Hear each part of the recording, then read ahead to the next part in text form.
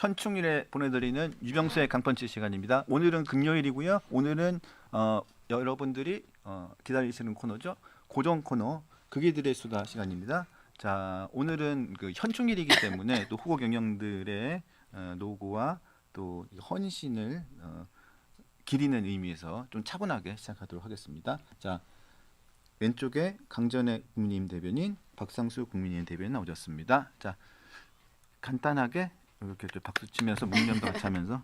네, 안녕하세요. 제 우리 딸이 오늘 묵념을 해야 된다고 하는데 발음이 잘 안 돼가지고 목련을 해야 된다고 해가지고 제가 너무 귀여운데요? 약간 웃었습니다. 예. 아니요, 저희 아들도 오늘 아침에 태극기 안 거냐고. 그래서 걸어놓고 나왔어요. 그러면서 조기로 걸어야 되잖아요. 현충일은. 그쵸. 그래서 이제 조기로 거는 법도 얘기를 좀 해주고 그러면서 걸어놓고 나왔습니다. 태극기 안 걸어도 되냐 그래서.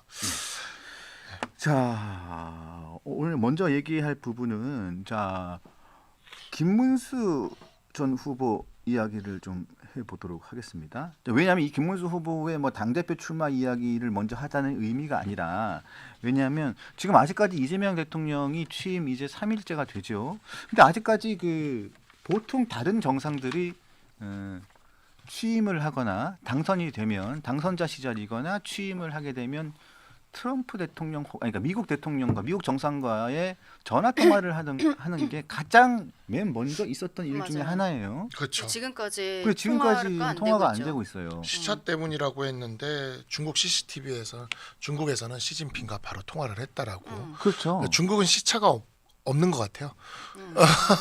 그러니까 이게 정말 큰일이죠. 그래서 이게 우리 국민들께서 이재명 대통령 시대의 미국과의 이 동맹이 좀 흔들리지 않을까 걱정을 하셨고, 그러니까 이제 토론회 과정에서도 그 부분을 물어보니까 아마 이준석 후보가 물어봤었죠. 그랬더니 왜 이렇게 극단적이세요? 잘하면 됩니다. 라고 했는데 지금 잘 하고 있는 건지 모르겠어요. 어쨌든 미국 입장에서는 이재명 대통령이 그동안에 뭐 셰셰 이런 걸로 대표가 되는 친중적인 행보들에 대해서 우려가 있었을 것으로 보이고, 그래서 이번에 대한민국 대통령이 당선이 되었는데, 새로 선출이 되었는데, 거기에 대한 미국의 메시지에서도 중국과의 관계에 대해서 우려를 하는 메시지가 나왔잖아요. 그거 굉장히 특이한 상황이고, 그랬더니 또 중국에서는 자기네는 다른 국가에 내정 간섭하지 않는다.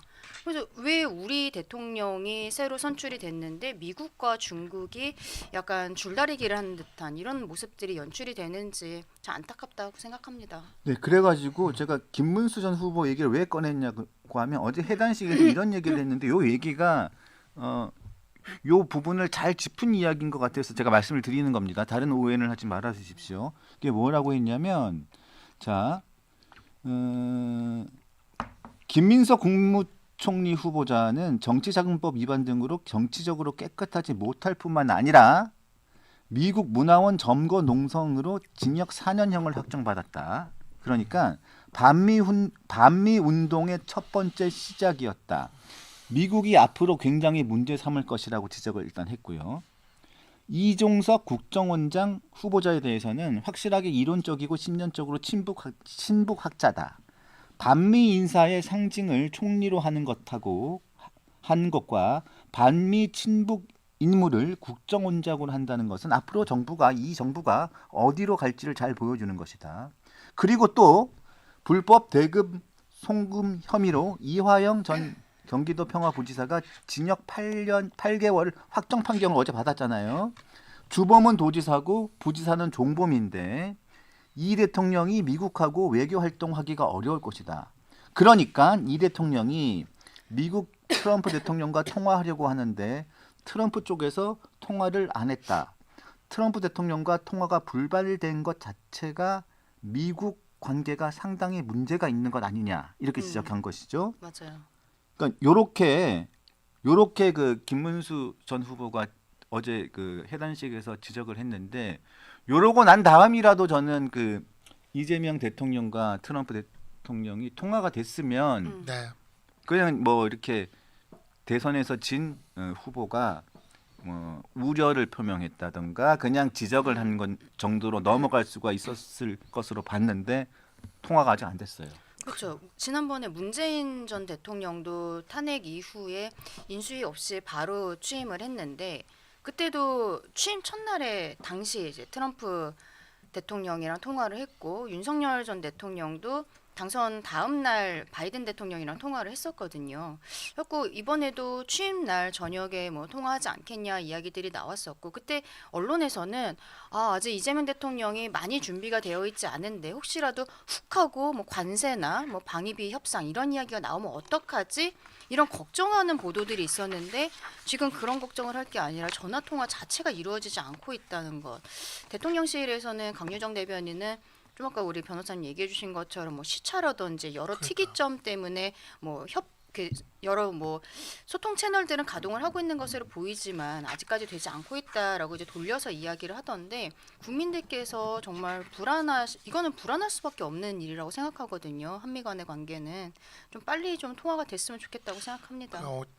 시차 얘기가 나왔을 때 뭐 시차라는 생각이 좀 들더라고요. 그래서 그냥 뭐 한 12시간 정도만 기다리면 되겠나라고 생각했는데 CCTV에서 바로 시진핑 트럼프 통화 기사를 딱 띄우기는 걸 보면서 강유정 대변인도 그렇고 이재명 대통령도 그렇고 뭐 쉐쉐를 했을지 모르겠어요. CCTV 보도를 보면서 고맙다고 정말 아주 시진핑과는 통화를 하는데 왜 우리 대통령이랑은 통화를 하질 않는지 좀 의문이 있고 아무래도 민주당 정부는 그 한미 관계에 있어서 유독 더 좀 공을 들여왔던 게 있습니다. 지금까지를 이렇게 가만히 살펴보면 결국에는 그런 의심들이 좀 있어왔기 때문에 이전에 김대중 정부, 노무현 정부 그리고 문재인 정부까지도 한미 관계에 있어서 조금 더 이렇게 신경을 쓰는 모습들을 보여줬는데 이번에는 약간 그 정도의 성의도 안 보여주고 있는 게 아닌가. 좀 이러한 통화가 이루어지지 않으면은 뭐 메일이라도 보내서라도 답장을 받아서 그죠? 그런 좀 그렇게라도 하여튼 뭐든 좀 해야 되지 않나. 이렇게 그 처음 취임한 다음에 한미 관계의 첫 시작을 알리는 이러한 시간을 이렇게 흘려보내는 거는 좀 아니라는 생각이 듭니다. 취임 선서식이라고 해야 되나? 그때 임명식은 재헌자를 따로 한다고 하니까 취임 선서 할 때도 미국에서 그 내빈들이 오질 않았잖아요. 그때 뭐 맞아요. 보통은 뭐 주한 미국 대사라든지 사령관 이런 사람들이 참석을 하는데 이게 왜 참석을 안 한 건지도 모르겠어요. 근데 아마 대통령실에서 구체적으로 이야기를 안 하는 것 같아서 어저께 다른 종편 채널에서 보니까 김지호 실장이 이야기한 거를 따다가 쓰더라고요. 방송에서 이야기한 거를 뭐 이번에는 어떻게 안 오게 되었는데 아마 임명식에는 올 것 같다. 뭐 신경 쓰겠다라는 형태로 이야기를 했던데 공식적인 그러니까 참석 요청을 했는데 안 온 건지 아니면은 참석 요청 자체를 안 한 것인지 이런 것에 대해서도 좀 국민들께서는 답답하시고 저는 근데 생각나는 게 그건 거예요. 윤석열 전 대통령 처음에 탄핵안 발의했을 때 이제 두 번째 거 말고 안 됐던 거 첫 번째 거 그때 그 외교. 외교 문제에 대한 외교 정책에 대한 부분들이 탄핵안 내용이 들어 있었어요. 그래서 그때 미국에서 좀 특이한 상황이었죠. 이 탄핵안 내용에 대해서 이런 그 국가 간의 협력 관계에 대해서 안 좋은 영향을 줄 수 있다라는 이야기가 나온 거예요. 저 그때도 생각이 나는 거예요. 왜 이게 전화 통화가 안 되나 생각을 했을 때 여러 가지 상황을 보면은 아마 미국 쪽에서 좀 밀당을 하고 있는 것이 아닌가라는 생각도 드는데 지금 뭐 관세 협정이나 방위비 협정 이런 것들이 있어서 트럼프가 다른 나라에서는 약간 줄줄이 깨지는 듯한 모습들이 있는데 한국에서 뭔가를 받아내기 위해서 그러면서 본인을 조금 더 굳건히 하기 위해서 우리를 타깃 삼은 것이 아닌가라는 생각도 좀 듭니다. 자, 그리고 좀 지나간 얘기기도 하고 해프닝일 수도 있으나 이재명 대통령이 당선된 그 다음 날 첫날이죠. 네. 백악관 대변인이 기자들이 물어봤잖아요. 자, 대한민국 대선이 끝났고요. 이재명 민주당 후보가 당선이 됐습니다. 입장 논평 부탁드립니다. 그러니까 네. 나 찾더니 어디 논평이 어디 있을 텐데 막 이러고 맞아요. 찾다가 그렇죠. 여기 있을 텐데 그러더니 없네요. 없네요 하더니 찾아서 말씀드리겠습니다. 저 깜짝 놀랐어요. 맞아요. 혈맹 우방 중에 네. 가장 긴밀한 우방 중에 한 나라가 미국과 대한민국인데 그 나라의 대통령이 당선이 됐는데 공식 논평 거기에 대한 메시지가 안 가지고 왔다? 없다? 빠뜨렸다? 그리고 난 다음에 그 다음에 공식 논평이 나왔는데 네. 네 공정하고 뭐 어떠한 대선을 통해서 뭐 당선이 됐다. 그런데 중국의 중국의 어떠한 뭐 민주주의 국가에 대한 중국의 어떠한 우려 뭐 어떠한 그것의 우려가 그죠. 있다. 네. 이런 논평이 나왔잖아요. 그것도 굉장히 이례적이죠. 그러니까요. 맞아요. 네. 그리고서는 앞서 얘기했던 중국에서도 또 논평이 나왔잖아요. 자기는 중한 관계.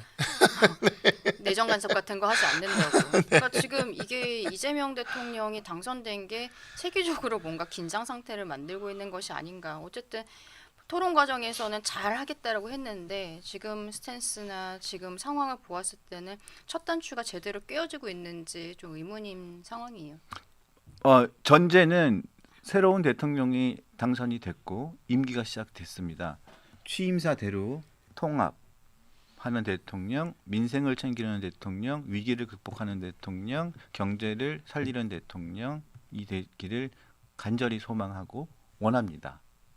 하지만 우려되는 부분에 대해서는 저희 다 우려를 해야 되는 게 저희 언론인의 자세고 또 우리 국민들의 또 바람이기 때문에 이런 점을 이렇게 말씀드린다는 것이죠. 초치겠다는 게 절대 아니라는 점을 다시 한번 말씀을 드립니다. 그럼 뭐 저기 윤석열 대통령 초기에 그 윤상현 대통령요? 윤석열 대통령 초기에 윤석열 대통령 초기에 저 윤석열이라 분명 발음했어요. 윤석열 대통령 초기에 바이든 날리면으로 난리 부르스를 쳤던 그 기억을 생각을 해보면 뭐 이 정도 팩트를 이야기하는 거를 고깝게 생각할 거는 아닌 것 같아요. 저는 팩트만 얘기합니다. 네.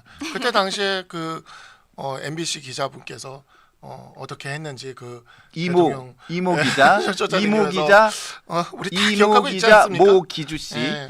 그래서 다 기억하고 있지 않습니까? 근데 우리 유병수 기자님이 그러지는 않잖아요. 유모 기자라고 네? 해주세요. 유모 기자님께서 슬리퍼 신고 이렇게 가시지는 않잖아요. 슬리퍼 신고 가셔가지고 저 절대 슬리퍼 신고 다니지 않습니다. 저희 오늘 구도 아니시네. 네.